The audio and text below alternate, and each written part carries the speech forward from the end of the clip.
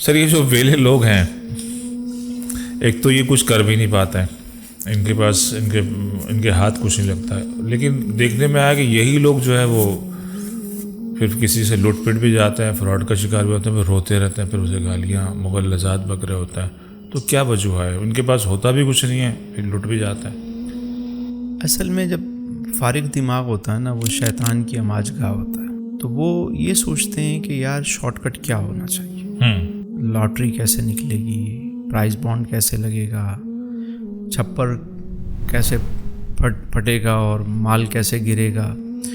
तो वो शॉर्टकट के चक्कर में ना बेवकूफ़ बन जाते हैं। लालच, जल्दबाजी कि रातों रात अमीर हो जाए। ऐसा कोई फार्मूला आज तक मैंने नहीं देखा पूरी लाइफ के अंदर कि रातों रात कोई, और अगर रातों रात कोई अमीर हुआ है तो वो दौलत उसके बाद टिकी नहीं है, क्योंकि उसको संभालना उसे आता ही नहीं है। तो हर चीज़ का एक तरीका है। बच्चा भी जब पैदा होता है तो उसको 2 साल लगते हैं चलने में, और दौड़ने में मज़ीद टाइम लगता है। इसी तरह हर चीज़ का एक वक्त है। तो ये जो शॉर्टकट वाले लोग हैं ना, अभी मेरे पास एक फैमिली आई, अब देखिए वो समझदार लोग थे, उनसे क्या बेवकूफ़ी हुई। कहने लगे कि तस्लीम भाई हमारी लाइफ अच्छी गुजर रही थी, मतलब सहूलियात इतनी ज़्यादा नहीं थी लेकिन गुजारा अच्छा हो रहा था, शौहर की जॉब भी अच्छी थी और मतलब घर में फैमिली एक मुनासिब ज़िंदगी गुजर रही थी।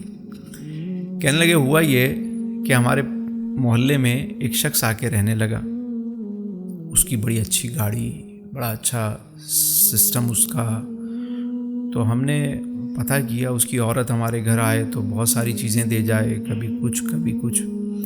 जैसे वो हमारे यहाँ भी होता है ना कि हमको मछली पकड़ता है तो आगे झींगा लगाता है, पहले चारा डालते हैं, ताकि चारा डालते हैं। परिंदे को पकड़ने वाला भी दाने डाल के बैठा होता है, उसकी बोलियाँ बोल रहा होता है। तो ये ख्वाब दिखाते हैं। कहने लगे वो आए तो वो खातून आई तो उनके स्टाइल, सोना होना, ये वो। तो हमने कहा भाई कहाँ से माल आ रहा है? कहने लगी मेरा शौहर जो है वो कपड़े का काम करता है, फैसलाबाद से होलसेल से मंगाता है और यहाँ कराची में बेचता है, तो बहुत प्रॉफिट है इसमें। तो अभी हम कराची में और अपने काम को बढ़ाना चाहते हैं, अगर कोई इन्वेस्टमेंट करना चाहे तो वो भी कर सकता है हमारे साथ, ताकि हमारे साथ औरों का भी भला हो जाए। तो वो कहने लगी कि कितने पैसे लगेंगे? जितने हो उसमें क्या हर्ज, जो हैसियत है वो मतलब उतना प्रॉफिट मिलेगा। तो कहने लगी मैंने फिर भी पूछा कि शौहर से पूछ के बताना कि मिनिमम कितना चाहिए होगा। तो कहा, शौहर ने कहा 5 लाख रुपए भी अगर हैं तो चलेंगे। कहने हमने 5 लाख रुपए जोड़ तोड़ करके उनको दे दिए।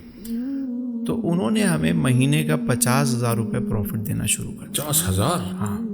कहने लगी जब 2 महीने मिला हमें तो हमने और लोगों को भी बताया, तो कुछ लोगों ने और hमें पैसा दिए कि हमारा भी लगवाओ, तो हमने 5 लाख और दे दिए। तो अब 10 लाख पे वो हमें 1 लाख रुपए प्रॉफिट देने लगे। हमने ये बात और फैली तो कुछ लोगों ने और हमें पैसे दिए, किसी ने जेवर बेचे, किसी ने कुछ किया, किसी ने कुछ किया। तो अब 10 लाख और दे दिए, 20 लाख रुपए हो गए। तो उन्होंने 2 लाख रुपए देने शुरू कर दिए। हमने 30 लाख रुपए कर दिए, उन्होंने 3 लाख देने शुरू कर दिए। हमने 35 लाख किए, उन्होंने 3.5 लाख रुपए देने शुरू कर दिए। अब तो हमारे हालात भी अच्छे होने लगे और हमने कई लोगों से लेकर उनको पैसे दिए हुए थे। कहने लगे और लोगों ने भी उनके साथ इस तरह काम किया हुआ था। मोहल्ले में उनकी बड़ी अच्छी वो हो गई कि भाई हाजी साहब तो बहुत जो है ना सबका ख्याल करते हैं, और किसी की यहाँ मैयत हो जाए, कोई हो जाए, सबसे पहले वहाँ 1-2 लाख रुपए तो यूँ ही दे देते हैं। कहने लगी कि जब 35 लाख हम दे चुके तो एक दिन पता चला कि वो तो गायब हो गए। 35 तो हमारे गए, बाकियों के पता नहीं कितने ले गए। कहने लगे अब तो मोहल्ले में कोहराम मच गया।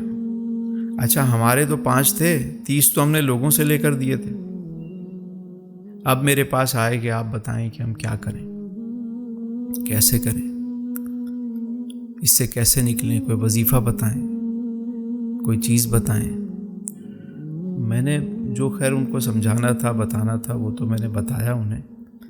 लेकिन ये जो हाल है, फिर इन फ्राडियों के हाथों बंदा जो है ना वो फंसता है जाके बुरी तरीके से।